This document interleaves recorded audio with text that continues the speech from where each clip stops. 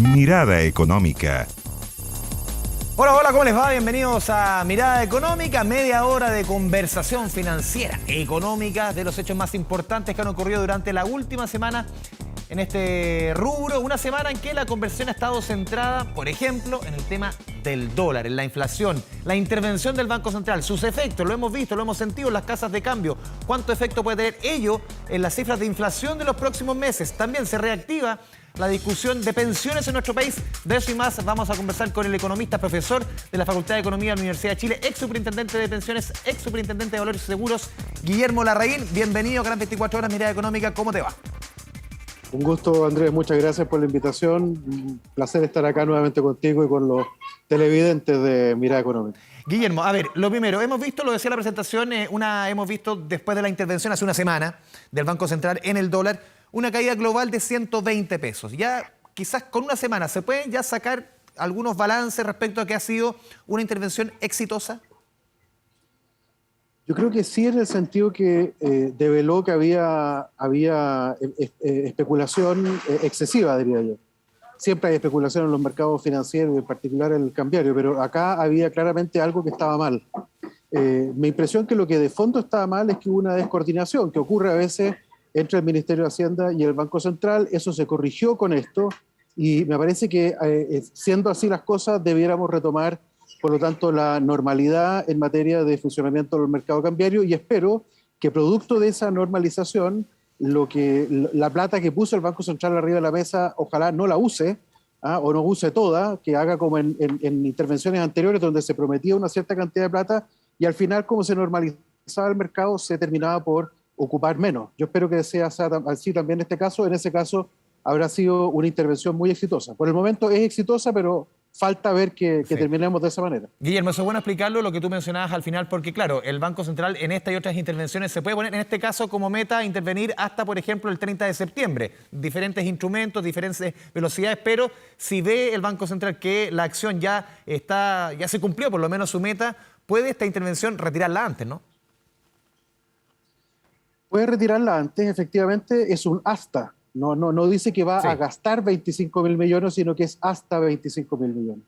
Y hoy día yo diría que hay una suerte de normalización del funcionamiento del mercado. Hoy día estamos más cerca probablemente de lo que son los fundamentales de la economía. Hay diferenciales de tasas de interés que juegan en contra del peso chileno. Hay un problema inflacionario que nos está afectando a todo el mundo, pero particularmente a Chile.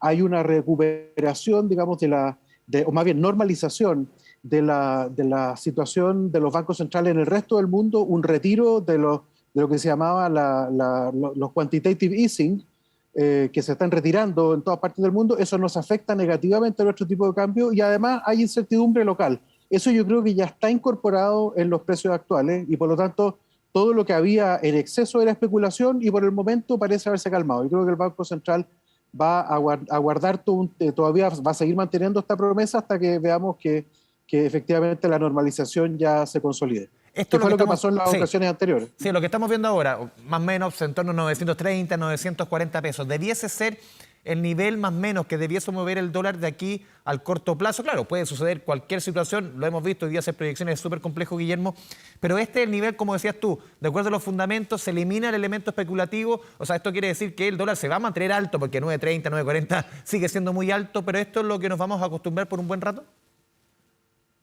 Es muy difícil hacer una predicción, pero yo creo que no es arriesgado decir que probablemente vamos a estar en torno a estos números, un poco más, un poco menos, pero por acá. Hoy día el Banco Central Europeo subió tasas de interés, lo mismo está ocurriendo con otros bancos centrales, y eso va a estar presionando al peso regularmente. O sea, lo que vamos a ver de aquí en más, por lo menos, es que el dólar, como tú lo explicabas, por la decisión del Banco Central Europeo, lo que vamos a ver seguramente en las próximas reuniones de la Reserva Federal de Estados Unidos, ese ajuste justamente en las políticas monetarias de estos dos colosos económicos van a seguir impactando en nuestra moneda local. Sí, exactamente. Guillermo, a ver, ¿cómo esto debiese impactar también esta caída en el precio del dólar en las proyecciones que ya se estaban haciendo para los próximos meses de inflación? Muchos ya hablaban en las encuestas del Banco Central de inflaciones sobre el 1% para el mes de julio, para el mes de agosto, también complicando lo que se viene en septiembre. ¿Esto debiese ayudar a ecualizar un poco esos números que se veían tan complicados? Sí, debiera afectarlo, pero creo yo que lo que está guiando hoy día el problema del dólar es un shock externo fundamentalmente sobre el cual el Banco Central no tiene control y un problema de incertidumbre doméstica sobre la cual el Banco Central tampoco tiene control. Entonces yo creo que sería un error que el Banco Central centrara su política en el tipo de cambio. El tipo de cambio está ajustándose a un nivel más alto, producto de estos fundamentos que han generado esta depreciación, y el país tiene que acomodarse a eso. Eso va a pasar por un impacto inflacionario transitorio mientras se ajustan los precios relativos, pero luego de eso debiéramos entrar a la situación de normalidad. El Banco Central yo creo que está mirando su actuar un poco en esta lógica, que está enfrentando un shock de oferta por el lado de la inflación, que es totalmente exógeno, guerra, precios de alimentos, cadenas de distribución, y por otro lado un problema que se deriva del tipo de cambio sobre el cual el Banco Central tiene muy poco que hacer. Por lo tanto, yo diría que el Banco Central tiene que manejar con mucho cuidado, y su gran desafío, Andrés, es cómo mantener la credibilidad. Hoy día lo que vemos es que está pasando es que el mercado está de alguna forma anticipando tasas de inflación más altas que el 3% a 2 años plazo. Eso yo diría que es preocupante. El Banco Central tiene que mantener un discurso, un actuar, tratando de que eso vuelva a converger hacia 3, y ahí yo creo que va a poder declarar victoria, por así decirlo. Sí, y ahí podríamos también citar el documento de la última reunión de política monetaria del Banco Central que, a diferencia del penúltimo, podríamos decir que ahí se prometían nuevas alzas en las tasas, pero más bien moderadas. Ahora se saca el elemento moderado y uno piensa que en las próximas 2 reuniones podrían ser situaciones de alzas más agresivas, como lo vimos en la última de 9 a 9,75. ¿Dónde tú ves el techo hoy día de la tasa de política monetaria? Yo creo que a esta altura el problema es fundamentalmente de expectativas, y no estoy seguro que el alza de tasas logre contener el problema de expectativas. Tengo mis dudas ahí. Y creo que por otro lado el alza de tasa es bastante recesiva, todavía no, así que todavía probablemente resiste una alza de tasa más, pero creo que hay que monitorear muy de cerca la situación de expectativas. La expectativa, a mí lo que me preocupa es que el banco consolide su reputación. A mí me extrañó ver durante el periodo anterior a la intervención comentarios de analistas que eran relativamente complejos desde la perspectiva de la credibilidad del Banco Central. Yo creo que el Banco Central tiene que estar guiando más las expectativas. Estuvo un par de semanas ausente y dejó de alguna forma que el mercado fuera, digamos, especulando. Muchos decían que lo estaban toreando, que le estaban tocando la oreja al Banco Central.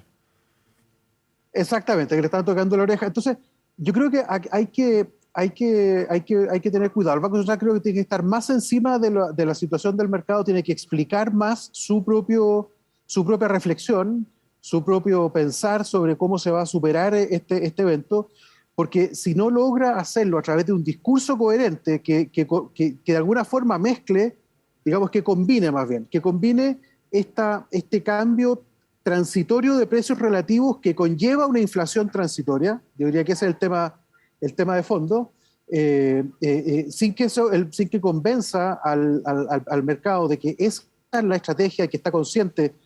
Creo que corremos el riesgo de que no se logren, digamos, convencer a las personas a tiempo y tengamos que reposar excesivamente en el alza de tasas. Sí, Guillermo, tú has mencionado un par de veces en los últimos minutos el escenario interno complejo que se ve en nuestro país. Cualquiera sean las opciones del próximo 4 de septiembre, se dibujan escenarios o rutas que van a ser largas en cuanto a los cambios que son necesarios en nuestro país, cualquiera sea las 2 opciones que triunfen el 4 de septiembre, y eso es lo que genera en la discusión y también en el ritmo de la economía.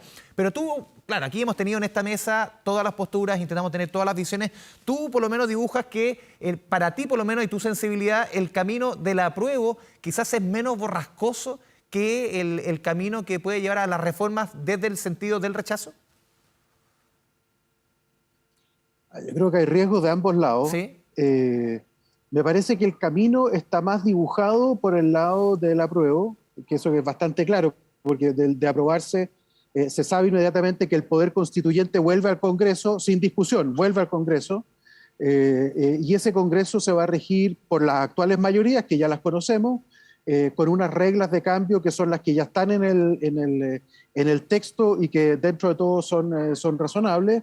Entonces yo creo que eso permite de alguna forma gestionar la incertidumbre mejor que el mecanismo, que el escenario alternativo del rechazo, que tiene el problema de que no se sabe exactamente dónde va a residir el poder constituyente. Eso está hoy día en debate, ¿no es cierto?, entre lo que ha planteado el propio presidente de la República y algunos destacados abogados como Carlos Peña, contra lo que piensan algunos parlamentarios y lo que piensan algunos, digamos, opinólogos, que piensan que más bien eso devuelve ahora al Congreso. Pero eso es un debate. Y ese es un debate que se va a zanjar quién sabe cuándo. Pero en materia económica los caminos son igual de largos, ¿no? No. Yo digo que no es tan largo. Yo creo que uno es más largo que otro. Ya, perfecto. Uno es más largo que otro y con una incertidumbre que puede ser compleja también, porque lo que no sabemos es que si efectivamente, yo creo que la gente que está por el rechazo para reformar, lo que quiere es que el poder constituyente vuelva al Congreso, porque ahí estaría nuevamente un ámbito un poco más protegido para hacer una nueva constitución. Pero hay gente que dice que eso no es lo correcto, y yo no estoy seguro dónde están las mayorías para definir dónde residirá el poder constituyente después del plebiscito en caso del rechazo. Entonces, es un camino que es incierto. El otro tiene al menos la ventaja de que es más cierto, conocemos las reglas del juego, conocemos quiénes son los actores que van a estar tomando decisiones, y por lo tanto creo que en ese sentido presenta una ventaja. Pero evidentemente que el texto constitucional tal cual como está hoy día es excesivo en un montón de dimensiones, y yo creo que amerita reformas sustantivas.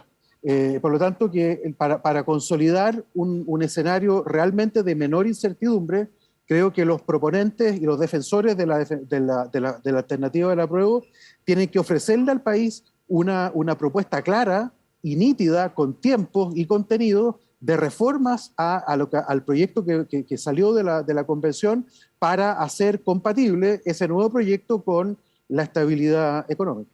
Guillermo Larraín, te pedimos que te quedes conectado. Estamos conversando con el economista de la Universidad de Chile, ex superintendente de pensiones y también de valores y seguros. Vamos a ir a la primera pausa aquí en Mirada Económica, pero antes les vamos a contar lo siguiente. Inmobiliaria Ilumina cree que la exclusividad se trata de armonizar los proyectos con el entorno. Es por eso que sus edificios son de baja densidad, con pocos departamentos por piso y una moderna arquitectura con calidad y diseño. Conócelos en www.inmobiliariailumina.cl. Pausa en Mirada Económica, Canal 24.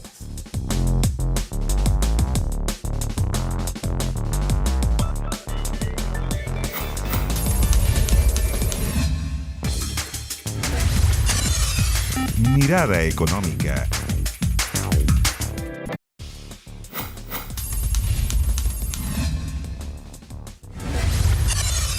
Mirada Económica.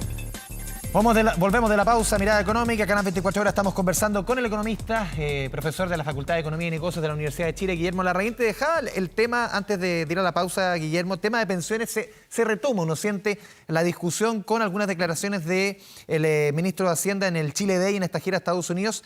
Y esta apertura a la presencia de privados en el proyecto de pensiones, ¿cómo lo ves tú? Porque muchos lo han leído, se van a mantener las AFP. Hay otra lectura que, claro, el Estado aquí podría, en la medida que recauda las nuevas cotizaciones, una vez, si es que se aprueba el proyecto tal como espera el gobierno, el Estado podría, de alguna manera, que un tercero, que sea un privado, el que administre esos dineros. ¿Cómo lo ves tú? No ha dicho nada distinto de lo que dijimos en la campaña. Yo en la campaña de la segunda vuelta me tocó ser bien protagonista de este debate justamente, y en ese minuto decíamos que el ahorro solo podía ser gestionado por privados, es decir, el Estado puede jugar un rol fundamental en la asesoría, en el back office del sistema previsional, podía incluso ofrecer alternativas financieras, como lo hace en la banca el Banco Estado, como en algún minuto lo hizo en la industria de seguros también, pero acá también se podría ofrecer una alternativa de gestión estatal. pero en lo fundamental tiene que ser de gestión privada. Eso yo creo que a mí no me sorprendió nada lo que dijo el ministro Marcel, creo que es lo que habíamos dicho y lo que yo entiendo que el presidente ratificó durante la campaña. O sea, no veo por qué como que ha causado sorpresa, Claro. algo que se ha repetido tantas veces como que la gente no quiere creer eso, que pudiera haber actores privados. Lo que pasa es que sí hay una discusión respecto a la estructura de las AFP, del rol de las AFP, pero el hecho de que haya privados comprando y vendiendo papeles en los mercados financieros es la única forma en que esto pueda funcionar. Sí, por lo menos lo que ha dejado en claro el presidente, tú formaste parte de ese equipo cuando se estructura el proyecto en términos de pensiones, es que lo que uno entendió por lo menos es que, claro, si es que se aprueba tal cual está, todos quienes somos cotizantes podríamos, las actuales platas que están en las AFP, que sigan ahí. El flujo futuro es el que cambia un poco hacia dónde va e iría al Estado. ¿Tú eres de la idea de que ese flujo futuro, esas cotizaciones futuras, vayan sí o sí al Estado o que la gente pueda elegir?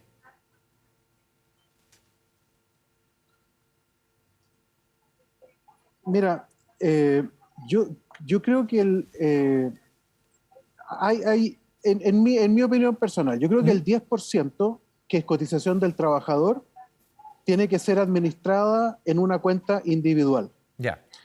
Por actores como las AFP, pero que no hagan algunas de las cosas que hacen las AFP, como justamente el back office, la asesoría, y de manera de permitir que puedan aparecer más actores privados y eventualmente uno público también.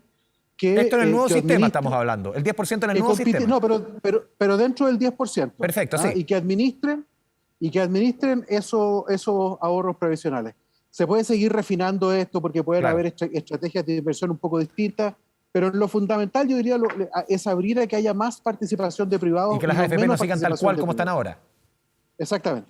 Ahora, el 6% es de cotización del empleador, y esa cotización del empleador yo creo que hay que darle un uso distinto en el sentido que tiene que ir a un sistema de ahorro colectivo y que desde ese ahorro colectivo se puedan implementar sistemas que terminen en cuentas individuales, pero que partan en una cuenta colectiva, desde donde se puedan hacer transferencias que ayuden a que el sistema previsional funcione mejor. Por ejemplo, sabemos, yo de hecho hoy día el INE dio a conocer la encuesta suplementaria de ingresos, y vimos que la disparidad de género, por ejemplo... Sigue en 21%, casi 22%.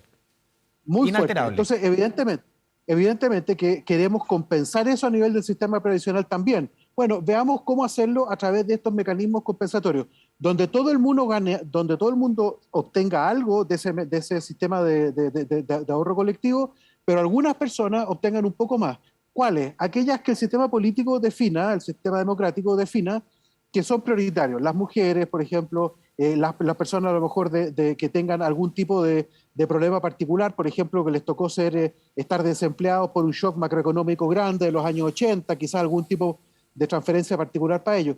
Ese mecanismo yo creo que tiene la gracia que da mucha flexibilidad para poder enfrentar una realidad que es muy rugosa, por así decirlo. El sistema AFP es un sistema que es muy nítido. O sea, yo pongo plata en mi AFP, se invierte y esa es la plata que saco. Y es simple en ese sentido. Pero la realidad es más compleja que eso. Y yo creo que el sistema de ahorro colectivo, financiado con el aporte del empleador, creo que permite ese nivel de flexibilidad que es lo que requiere el sistema para funcionar bien. Sí, entonces tú eres de la idea, redondeando un poco el concepto de que, claro, las AFP como están administrando ese 10% pueden seguir funcionando, pero con cambios fundamentales en muchos aspectos que se han discutido muchas veces, desde el nivel de comisiones, el nivel de utilidades, muchos elementos que muchos le han querido poner cortapisas y ha sido bien difícil. Y yo creo que es el momento ya de que el país empiece a avanzar. A mí me tiene realmente sorprendido, me da vergüenza porque he sido protagonista de alguna forma del debate, no desde los gobiernos, porque no he tenido tuición sobre el tema, pero siempre como desde afuera, como opinólogo, como académico, y me asombra que llevemos 10 años discutiendo esto y no hayamos avanzado prácticamente nada, salvo por la pensión básica universal, que es como trivial, porque es cuestión de que el fisco ponga la plata, ¿quién se va a oponer a eso? Pero el resto, la verdad es que no hemos sido capaces de avanzar. Y a mí en lo personal me da vergüenza esa cuestión. Ningún país, en particular en el siglo XXI, tolera 10 años de inmovilismo, y por eso que la gente está enrabiada contra el sistema político, contra los gobiernos, contra la izquierda, la derecha, contra todo el mundo. Entonces por eso creo yo que es importante importante empezar a avanzar y yo creo que el momento para hacerlo es ahora. Y tú, por último, Guillermo, ¿tú ves el escenario hoy día está dado para poder avanzar? Porque venimos de dos gobiernos en que se han propuesto dos proyectos que simplemente no avanzaron y por diversos a veces motivos terminaron ahí en el Congreso y no avanzaron nada más. ¿Tú ves ahora que hay un escenario proclive a que esto definitivamente se zanje? Da lo mismo, o sea, no da lo mismo la forma, pero que se zanje y definitivamente tengamos la más necesaria, que es una reforma a pensiones. Yo creo que es esencial. Hemos pasado en el último tiempo por los tres retiros, los otros dos fueron derribados, digamos, con mucha intervención del Estado y en un esfuerzo enorme. Tenemos un gobierno que es un gobierno de minoría y un parlamento muy fragmentado. Yo no estoy seguro que no puedan seguir ocurriendo episodios como lo de los retiros. Necesitamos que el sistema previsional retome el dinamismo que le corresponde a un sistema que se está perfeccionando rutinariamente. Esto tiene que ser la reforma permanente, ¿ah? Siempre tiene que estar cambiando el sistema previsional. Y a mí me parece que es un error pensar de que la reforma que se haga ahora no podrá seguir mejorada en los años que sigan. O sea, ahí estamos con un trauma del pasado porque no fuimos capaces de avanzar a tiempo con reformas en su minuto, pero de aquí en adelante tenemos que ser capaces de avanzar más rápido. Y si nos equivocamos ahora tendremos que corregir. Pero lo importante es que el país vea que nos estamos moviendo, que las cosas están cambiando para mejor de ellos. Fíjate que si hace 10 años hubiéramos subido la cotización en 0,5% al año, ya estaríamos cotizando 16, 18%, ya las pensiones podrían ser un 20, 30% más, además de la pensión solidaria. Entonces yo francamente creo que es el momento de que nos pongamos serios, miremos a las chilenas y chilenos a la cara y nos pongamos a reformar este sistema que requiere urgente reparación. Guillermo Larraín, te agradecemos este espacio con Mirada Económica. Muchas gracias. Muchas gracias, tío. Adiós, Andrés. Saludos a todos, ¿no? Nos vemos. Chao, chao. Y a todos ustedes, muchas gracias por la sintonía aquí en Mirada Económica, Canal 24 Horas. Nos vemos en una próxima oportunidad. Chao, chao.